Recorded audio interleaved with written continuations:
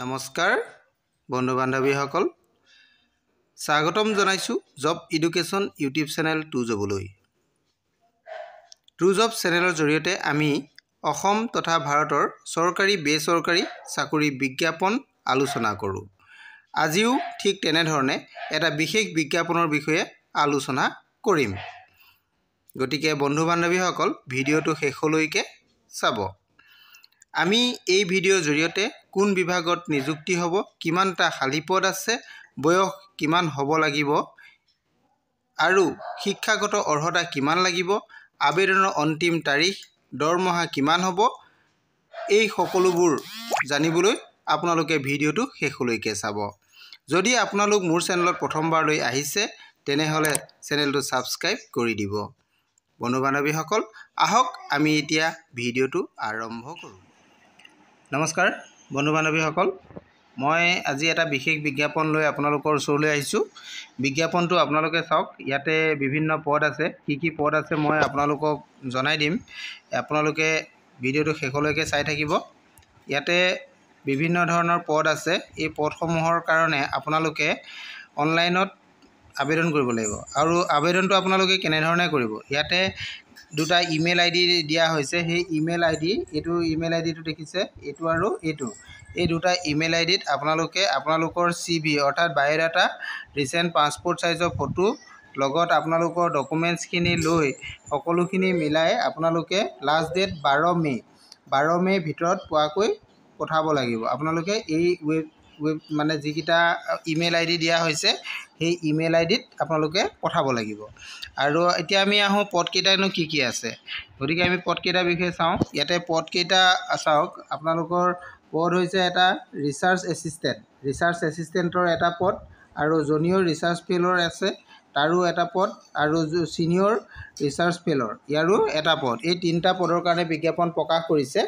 এতিয়া ইয়াৰ কাৰণে ৰিচাৰ্চ এছিষ্টেণ্টৰ কাৰণে কোৱালিফিকেশ্যন আমাক কি লাগিব আপোনালোকে চাওক। ৰিচাৰ্চ এছিষ্টেণ্টৰ কাৰণে এইটো দিয়া হৈছে BSc বা BCA, MSc, BE, BTech, IT আৰু CS ডাটা ছাৰ্ভিচ।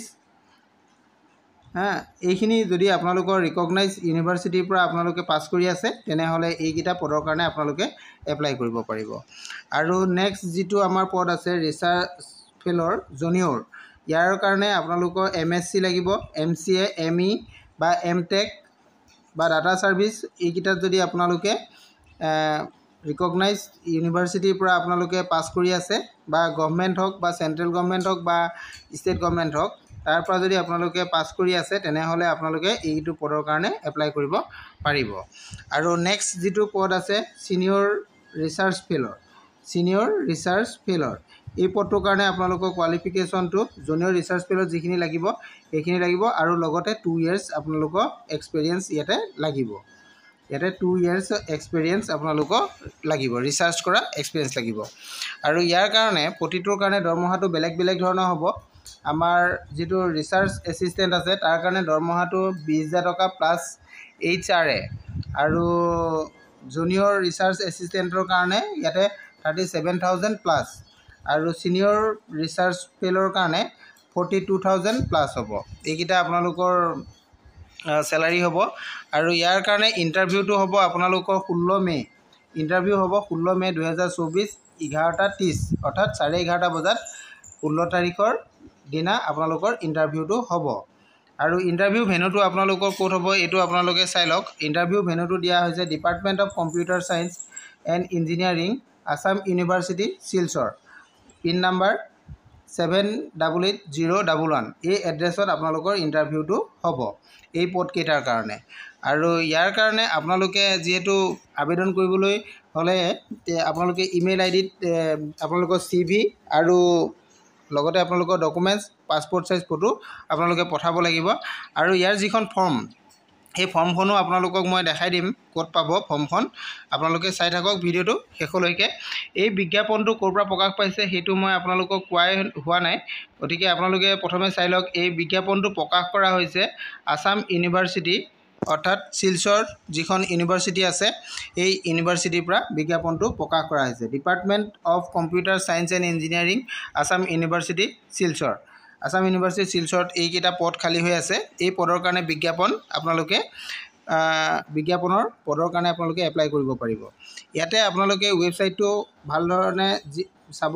ইয়াতে যিটো ইমেইল আইডি আছে, ইমেইল আইডি কেইটা আপোনালোকে ভুল নকৰিব, যাতে আপোনালোকৰ বায়'ডাটাখন পঠিয়াওঁতে আপোনালোকৰ ভুল নহয়। গতিকে ইমেইল আইডিটো আপোনালোকে ভালদৰে লিখি ৰাখিব। এইকেইটা মই আপোনালোকক দেখাই দিছোঁ। আৰু আপোনালোকে ইয়াৰ সবিশেষ জানিবলৈ হ'লে মোৰ ভিডিঅ'টোৰ শেষত আপোনালোকে ইয়াৰ অফিচিয়েল লিংকটো পাব। লিংকত গৈ আপোনালোকে এই বিজ্ঞাপনটো ডাউনলোড কৰি লৈ চাব পাৰিব।